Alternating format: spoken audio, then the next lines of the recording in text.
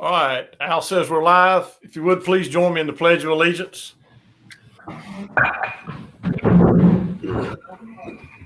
Pledge allegiance to the flag of the United States of America, to the republic for which it stands, one nation, under God, indivisible, with liberty and justice for all.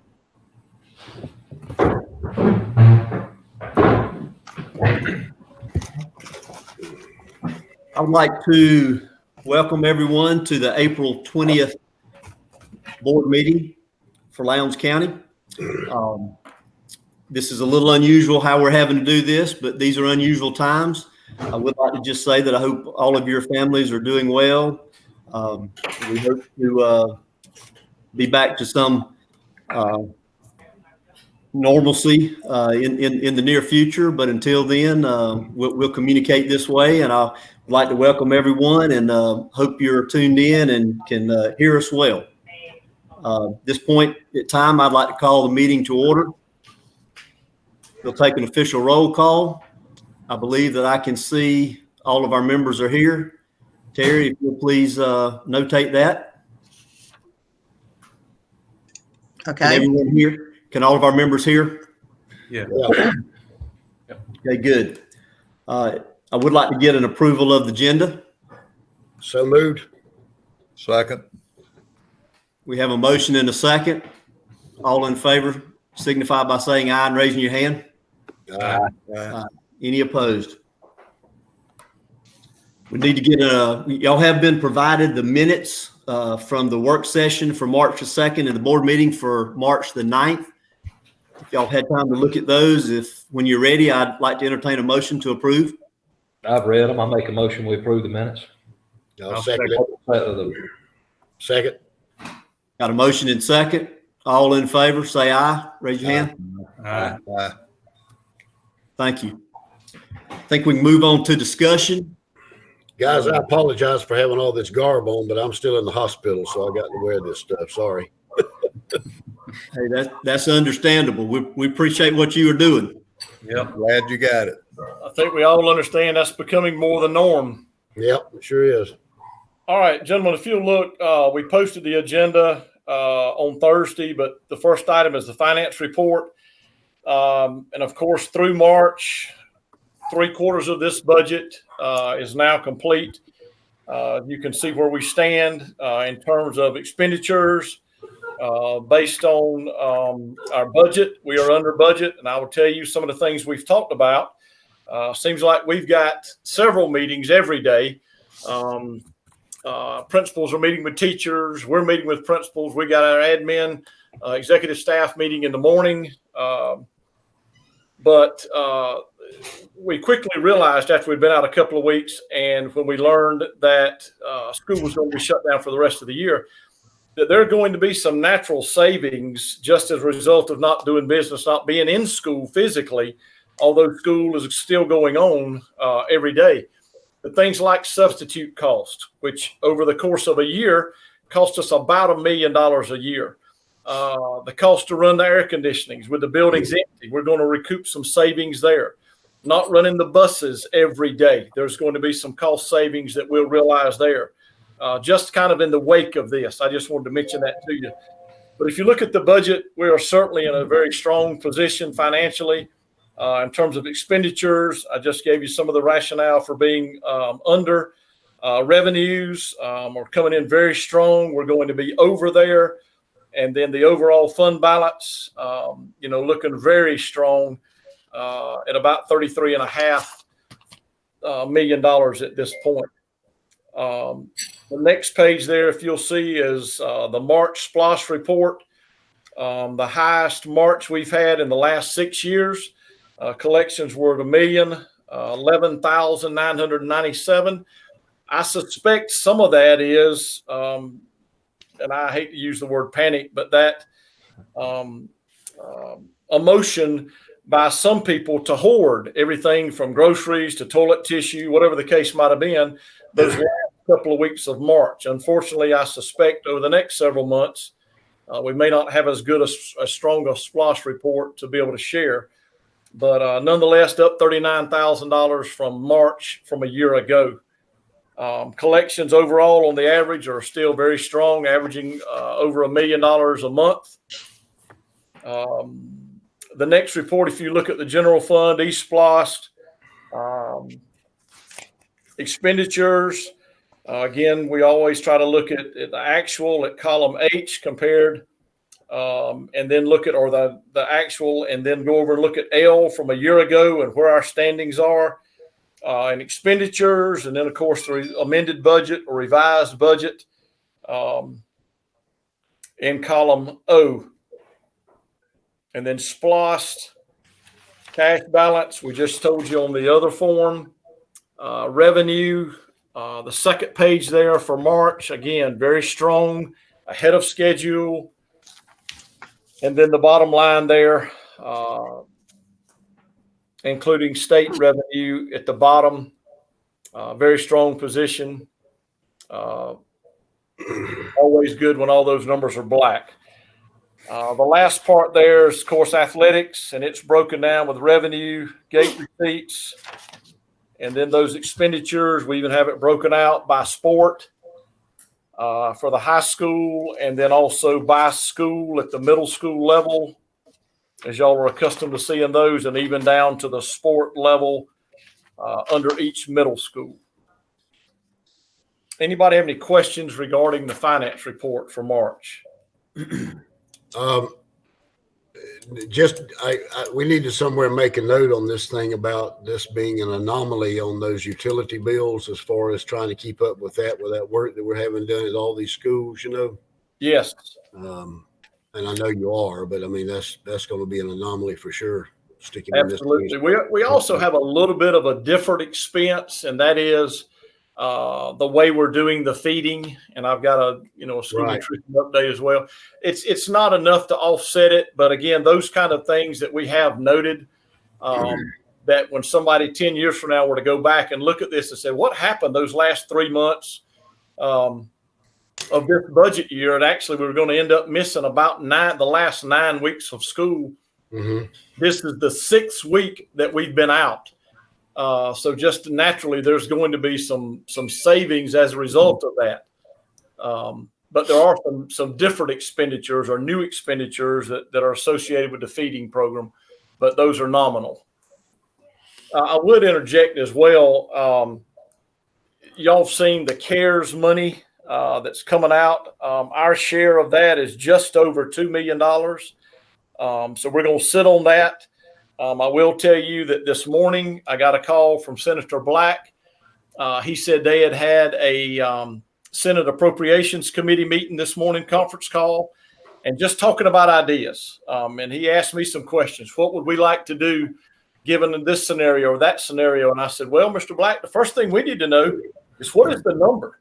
If you give us a percent or a dollar amount, we'll figure it out. I said, but we got to know what we're dealing with. And he said, I know. There's nothing to tell right now. They're just meeting and talking and thinking. He does contend that they're going back. They're going to reconvene in June. And they've got to, we have to submit a budget by June 30th. Well, they got to give us our allotment sheet so we know what numbers we're working with before we can finalize our budget. And they all understand that. But it is good to know that their work's ongoing. I know that staffers are doing work behind the scenes, and I suspect they're doing some horse trading between the House and the Senate and the governor's office before, giving him something that he would be willing to approve. So as soon as we get some hard numbers, I'll be glad to share that with y'all. But that's really all we know right now. We don't have any idea. Wes, do you anticipate them trying to cut the budget any because of this? Absolutely. Yeah, they will.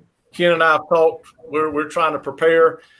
with some options somewhere between 10 and 20%. And I don't know. That's just, good instinct and experience. Talking to folks from around the state, it's going to be tough. And again, I think that's just a reflection of what's going on around the world from an economic standpoint. We're not.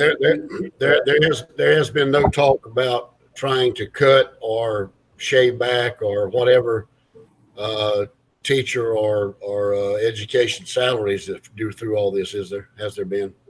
I've said to y'all before, and I'll tell you again, anybody we talk to from the state level has been very reluctant to give us any hard numbers.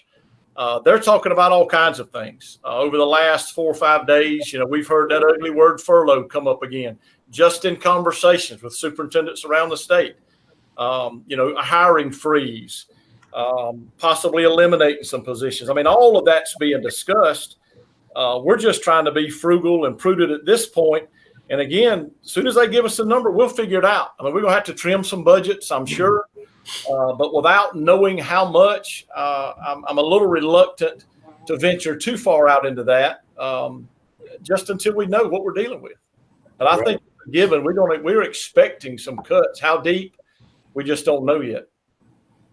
We'll be prepared. Second item, a school bus purchase. If y'all look, that's pretty routine as well.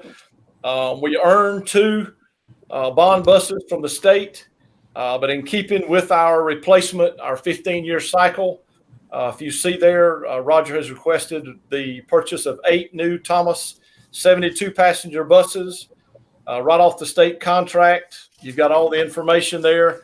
After the amount that we earned from the state,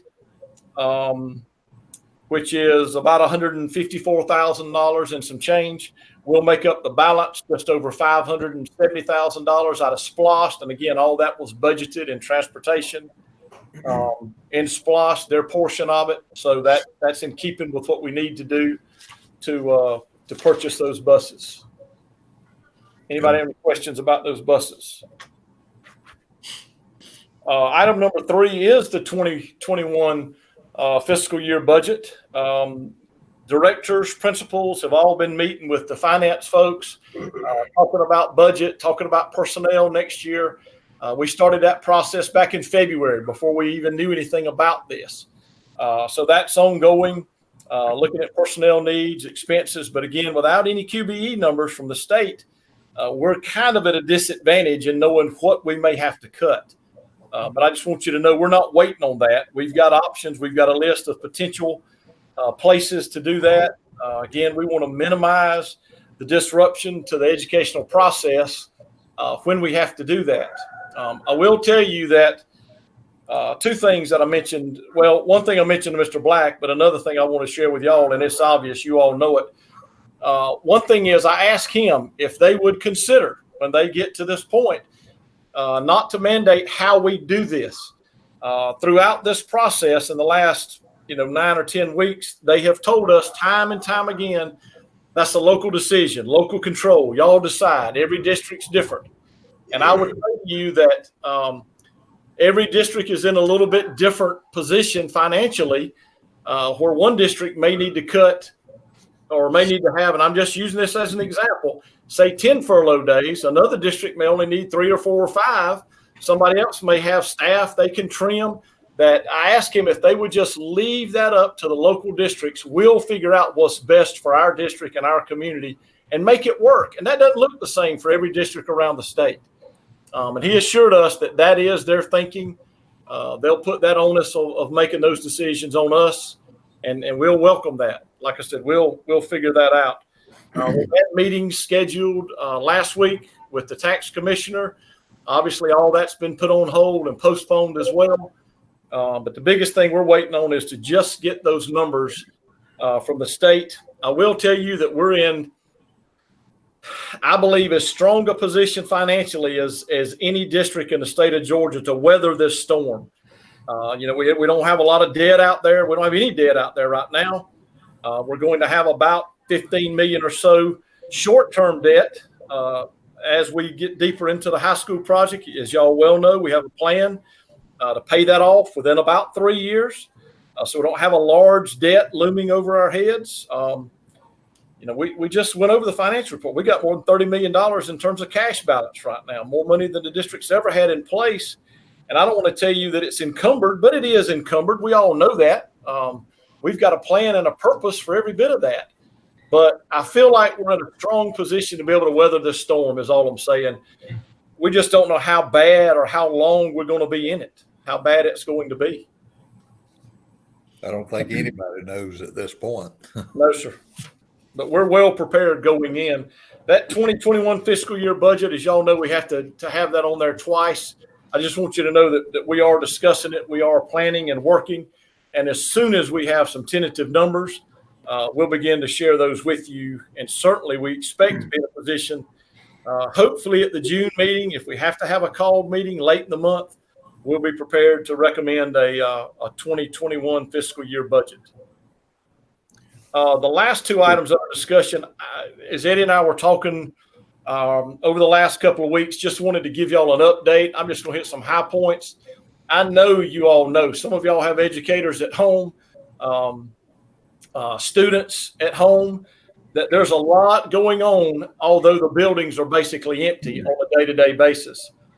Grade level instructional packets are being provided to students over the internet. For those that don't have internet access, we're actually having paper packets that are available for pickup at the 5 feeding sites at our 5 schools. Some are even being mailed to homes where we're aware that they can't get to the feeding site to pick them up.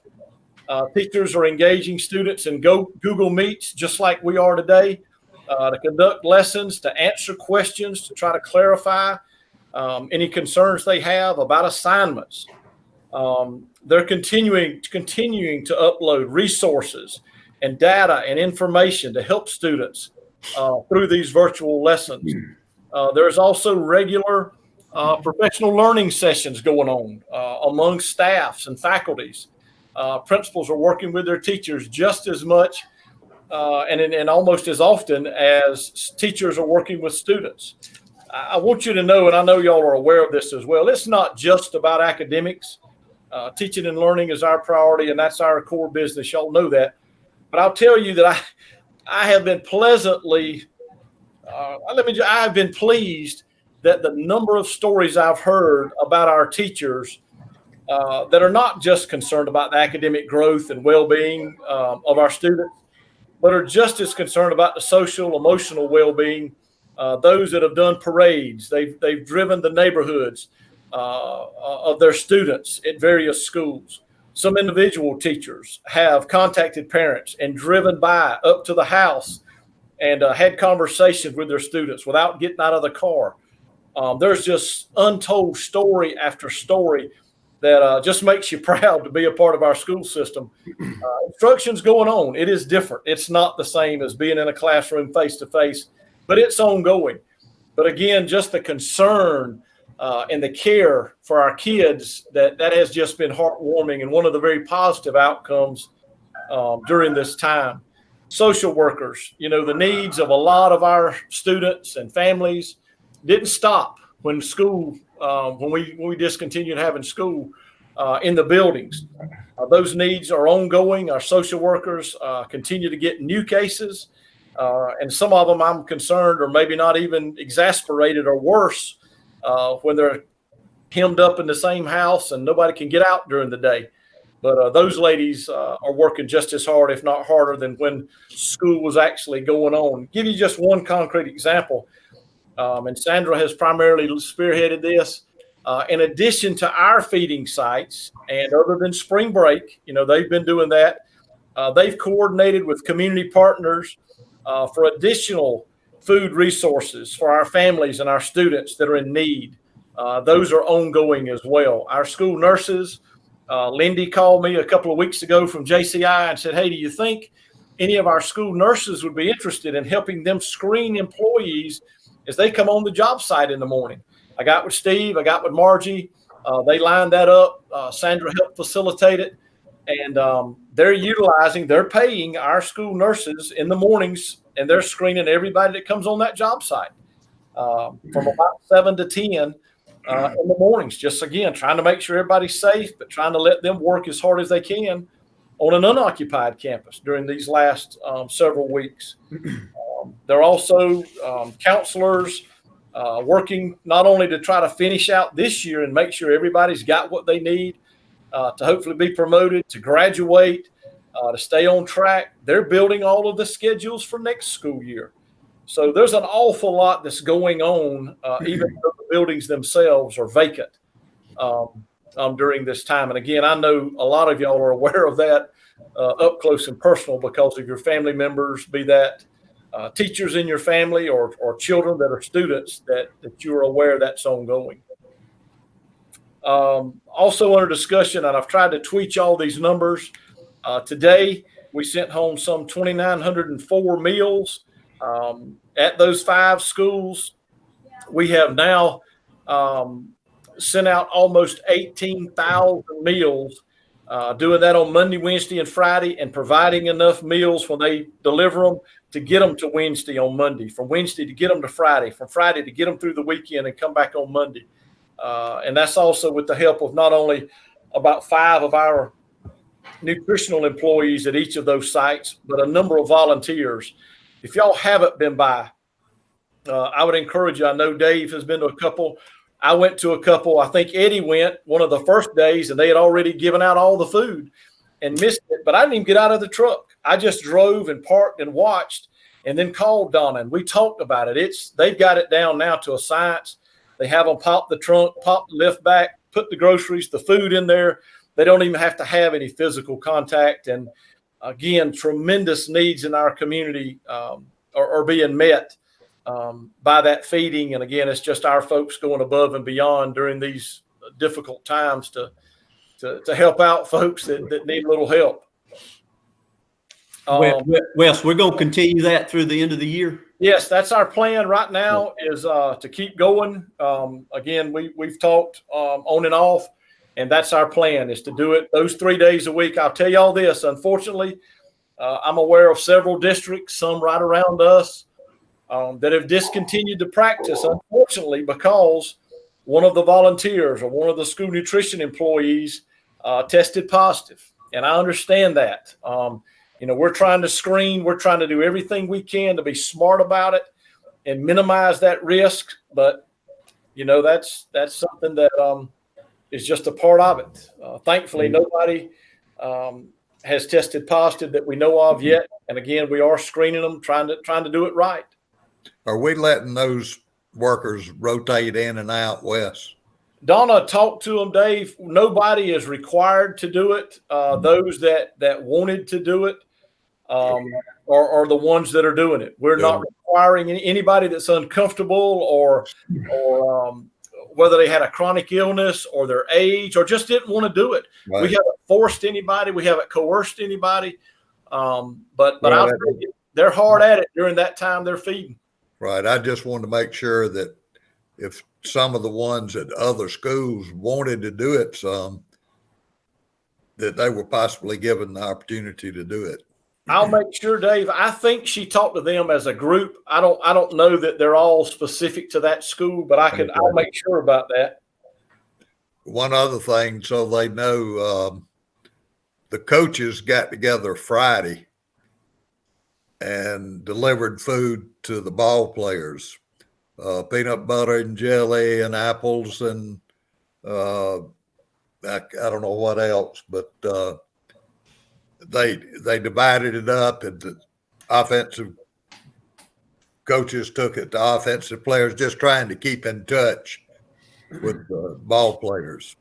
Yeah, I had talked to Coach DuBose, and he had said that I think they had posted it on the website. Right. I think they had a real good turnout. They did. Yeah. It went well. Hey, Wes. Yes, sir. Can I back up and ask a question about item number 2 under discussion, the school bus purchase? Yes, sir. Mr. Christie came and did a presentation to us about a new camera system that we were going to start adding to the buses. Yes, sir. Do you know if these new buses, if that's included in the purchase price, are they spec that way, or is that an additional? I think that is an addition. Mr. Overman, if you want to jump in here, I know that we're doing that for all the buses. I was going to look. Camera system, 6 interior, 360. They're all on there. Yes, sir. Okay, so these come with it. Yep, okay. That's on there. All right, good deal. And going forward, that was the reason for that. We're going to try to equip all of those route buses with that same system. Okay, great. Yes, sir. Good deal. Good question. Anybody else? All right. Well, thank you, Wes. Yes, we sir. Definitely appreciate the updates on the teaching and learning and the school nutrition, and we appreciate everything that you're doing and the entire staff is doing during these unusual times. So we sure appreciate everybody's pulling together and all the teachers. So thank you so much. Yes, sir. No We're here. proud to be a part of the school system. We're glad you're here. Let's move. We'll move now to the consent agenda. There are two items there: the finance report and the school bus purchase are the two items. If I'll entertain a motion. I'll make a motion we approve those. Second. We have a motion and a second. All in favor, say aye and raise your hand too, please. Aye. Any opposed? I think it passes unanimous. Thank you. Moving on to personnel recommendations. You should have all been provided through eBoard the personnel recommendations. Hopefully you've had time to look over those. And whenever you're ready, we'll entertain a motion to approve.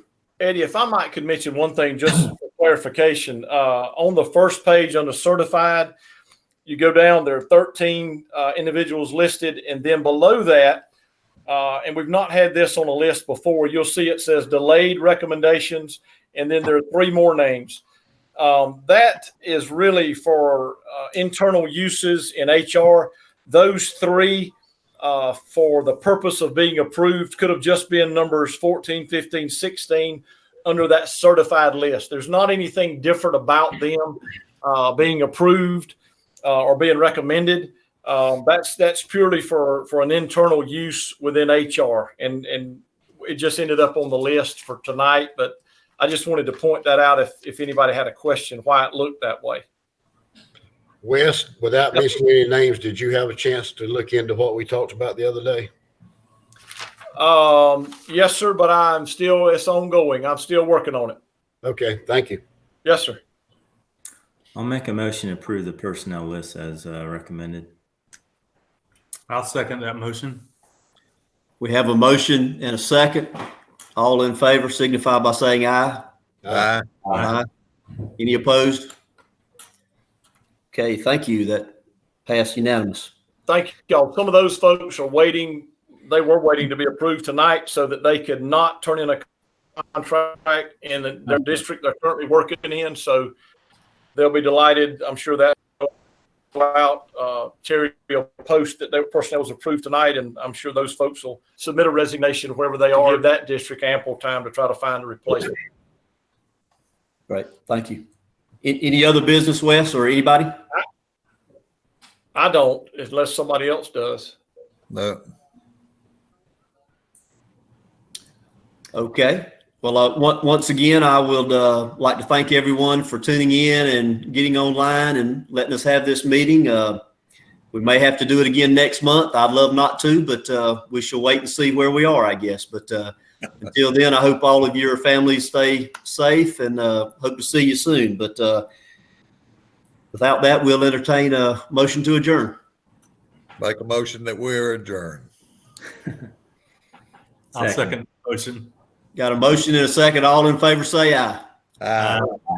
And Al, thank you for making this work. Yeah, Al, thank you. Thank y'all. Thank you, Wes. Thank y'all.